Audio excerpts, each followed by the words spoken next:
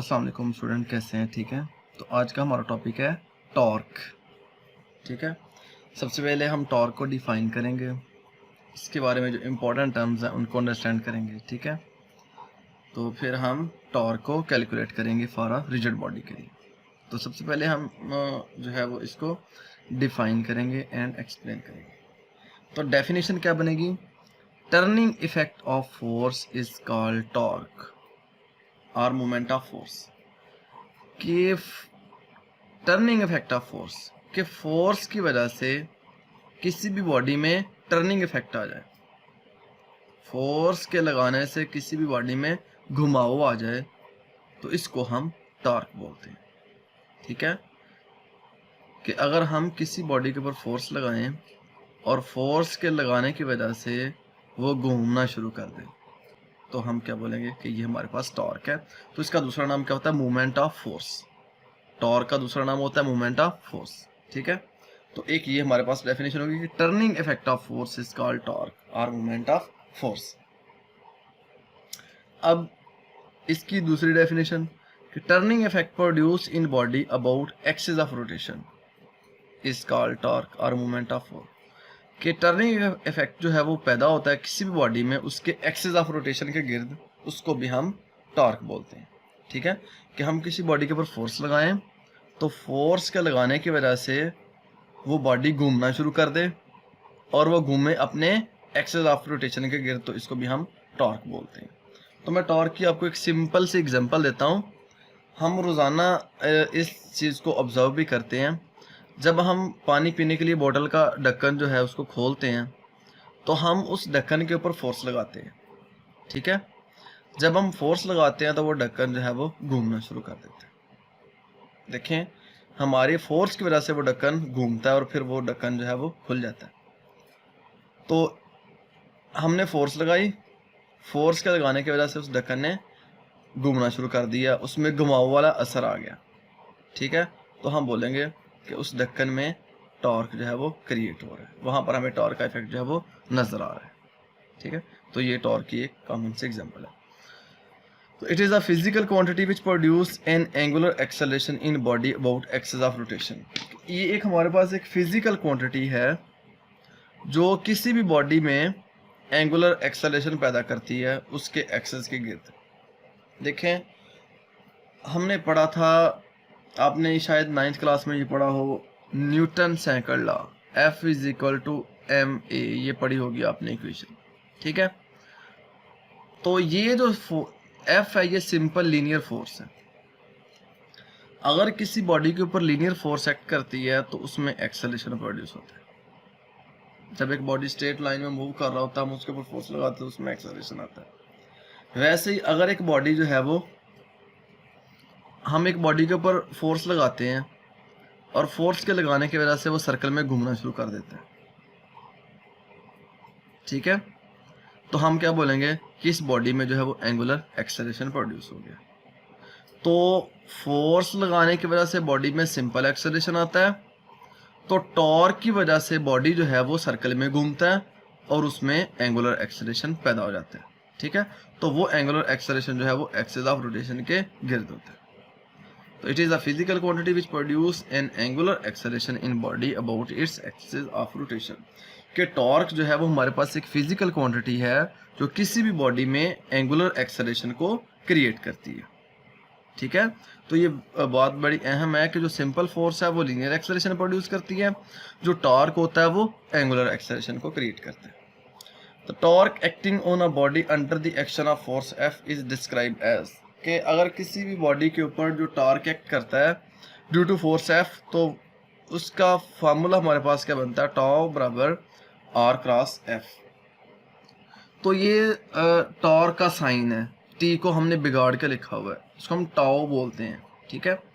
T नहीं इसको हमने बोलना, इसको हम टाउ बोलेंगे, TOU।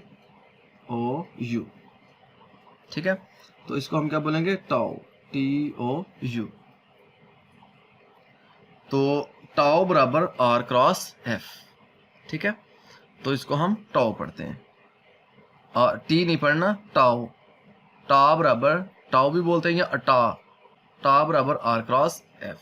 तो ये टॉर्क का फार्मूला है, ठीक है। अब हम इसकी एक्सप्लेनेशन की तरफ चलते हैं। If nut is tighten by a spanner turning effect is produce. अगर हम नेट को टाइट करते हैं किसी भी स्पैनर की मदद से, स्पैनर किसको बोलते हैं, रेंच को बोलते हैं हम स्पैनर, ठीक है। अगर हम नेट को किसी भी स्पैनर की मदद से टाइट करते हैं तो वो नेट जो होता है उसमें टर्निंग इफेक्ट आ जाता है कि वो नेट घूमना शुरू हो जाता है। ये देखें, ये हमने नेट के ऊपर रेंच डाला हुआ है, ठीक है। अगर हम नेट के ऊपर रेंच डालें और फिर इस रेंच के ऊपर हम फोर्स लगाएं तो वो जो नेट है उसमें जो है वो टर्निंग इफेक्ट आना स्टार्ट हो जाता है, ठीक है। Turning effect will depend upon two factor. ये टर्निंग इफेक्ट जो है वो दो फैक्टर पे डिपेंड करेगा। मतलब टर्निंग इफेक्ट कब ज़्यादा होगा, टर्निंग इफेक्ट कब कम होगा, ये नेट कब ज़्यादा घूमेगा और कब कम घूमेगा। तो सबसे पहला फैक्टर ये है कि force applied on the spanner. अगर हम इस रेंच पे फोर्स ज़्यादा लगाएंगे, ये हमने हैंड रिप्रेजेंट किया हुआ है फोर्स लगाने के लिए, ठीक है। अगर हम इस रेंच के ऊपर फोर्स ज़्यादा लगाएंगे तो ये नेट ज़्यादा घूमेगा। अगर हम इस रेंच के ऊपर फोर्स कम लगाएंगे तो ये नेट जो है वो कम घूमेगा, ठीक है। दूसरा पॉइंट है लेंथ ऑफ स्पैनर। स्पैनर मतलब रेंच की लंबाई। अगर तो रेंच की लंबाई कम होगी तो जो नेट है उसके ऊपर फोर्स कम लगेगी। अगर रेंज की लंबाई ज़्यादा होगी तो जो नेट है उसके ऊपर फोर्स जो है वो ज़्यादा लगेगी। देखिए, मैं सपोज करता हूँ कि यहाँ पर भी मैं फोर्स लगा रहा हूँ अपने हैंड से 5 न्यूटन, यहाँ पर भी मैं फोर्स लगा रहा हूँ 5 न्यूटन, ठीक है। लेकिन इस 5 न्यूटन की वजह से नेट देर से खुलेगा, इस 5 न्यूटन की वजह से हमारा नेट जल्दी खुल जाएगा। क्यों? कि यहाँ पर जो स्पैनर है उसकी लेंथ कम है तो नेट के ऊपर जो फोर्स है वो कम लगेगी। यहाँ पर फोर्स हम जो हाथ से लगा रहे हैं वही 5 न्यूटन है, लेकिन नेट जल्दी खुलेगा। क्यों? कि यहाँ पर हमारे पास स्पैनर की लंबाई ज़्यादा है। Longer the handle of spanner greater the turning effect of N applied force, ठीक है। अगर हैंडल का स्पैनर जो है वो longer the handle of spanner, अगर आपका जो स्पैनर है वो लंबा होगा तो उसकी वजह से जो टर्निंग इफेक्ट आएगा वो भी ज़्यादा होगा। तो ये है कि टर्निंग इफेक्ट हमारा कौन कौन से दो फैक्टर पे डिपेंड करता है। तो नेक्स्ट है हमारे पास टॉर्क की एक और डेफिनेशन है और यहाँ पर हमने कुछ इंपॉर्टेंट बातें भी डिस्कस करनी है। दूसरी डेफिनेशन ये है हमारे पास टॉर्क की, the product of force and perpendicular distance from line of action of force to the pivot point और axis of rotation is called torque. सबसे पहले ये पिवट पॉइंट समझ लिया कि पिवट पॉइंट क्या होता है। पिवट पॉइंट वो पॉइंट होता है जिसके गिर्द हमारा जो है नेट घूमता है। ये हमारा पिवट पॉइंट है, ये भी हमारा पिवट पॉइंट है जिसको हमने ओ का नाम दिया। वो ये बोल रहा है कि product of force and perpendicular distance, force और perpendicular distance from line of action of force to the pivot point और एक्सिस ऑफ रोटेशन। तो पिवट पॉइंट को हम दूसरा नाम एक्सिस ऑफ रोटेशन भी देते हैं। पहले इसको समझ लें, फिर मैं इसको दोबारा एक्सप्लेन कर देता हूँ। वो बोल रहा है कि फोर्स, वो फोर्स जो आप हाथ से लगा रहे हैं, और दूसरी चीज perpendicular distance from line of action of force to the pivot point. इस फोर्स से परपेंडिकुलर डिस्टेंस हमने देना है। देखिए यहां पर हमने लफ्ज यूज किया परपेंडिकुलर का। क्यों हमने परपेंडिकुलर का लफ्ज यूज किया? देखें, ये जो रेंच है ये इसके ऊपर हम सिर्फ दो तरीकों से फोर्स लगा सकते हैं। या तो हम हाथ से रेंच को नीचे की तरफ खींच सकते हैं तो फिर ये घूमेगा, या हम रेंच के ऊपर फोर्स जो है वो ऊपर की तरफ लगा सकते हैं फिर रेंच घूमेगा। अगर हम रेंच के ऊपर साइड से फोर्स लगाएं तो रेंच घूमेगा? नहीं घूमेगा। मतलब ये है कि अगर हमने रेंच को घुमाना है तो हमने जो फोर्स लगानी है रेंच के ऊपर वो परपेंडिकुलर लगानी है, ठीक है। ये देखिए मैं आपको एग्जांपल देता हूँ। ये आपके पास बॉल पेन है। अगर मैं चाहता हूँ कि ये बॉल पेन घूमे तो मैं इसके ऊपर कैसे फोर्स लगाऊंगा? मैं चाहता हूँ कि ये घूमे तो क्या मैं इसके ऊपर ऐसे फोर्स लगाऊंगा? नहीं ना। मैं फोर्स कैसे लगाऊंगा, या ऐसे लगाऊंगा, तो या मैं इसके ऊपर फोर्स कैसे लगाऊंगा, ऊपर की तरफ लगाऊंगा।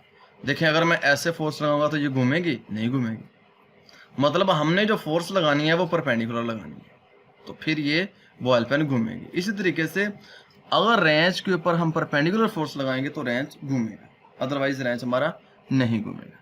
ठीक है, तो इसलिए हम बोलते हैं कि product of force and perpendicular distance from line of action of force to the pivot point, कि ये ऊपर मैंने सिंपल डायग्राम ड्रॉ की है कि फोर्स और फोर्स से perpendicular distance line of action of force to the pivot points.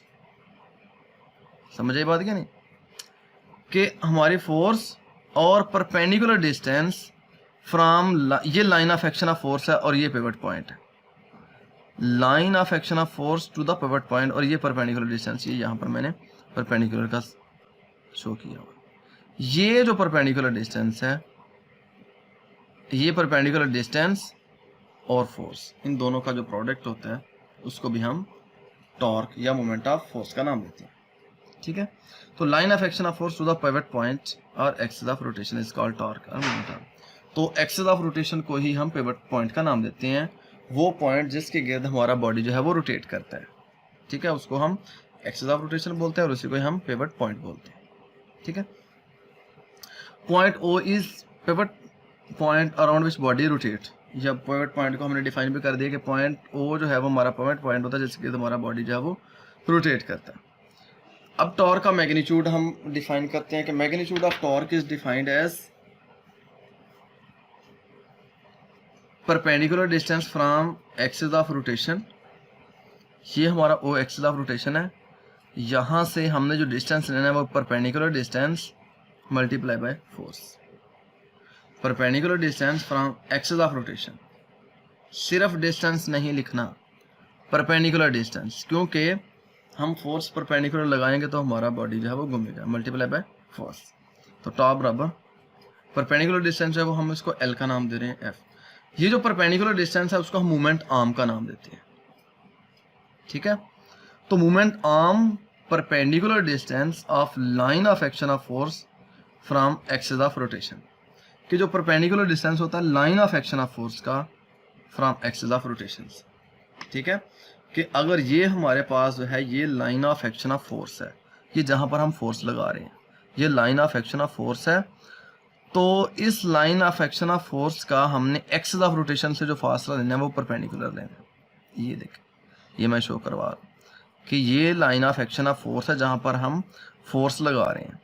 Perpendicular distance of line of action of force, कि जो line of action of force है उसका परपेंडिकुलर डिस्टेंस लेना हमने फ्रॉम एक्सिस ऑफ रोटेशन।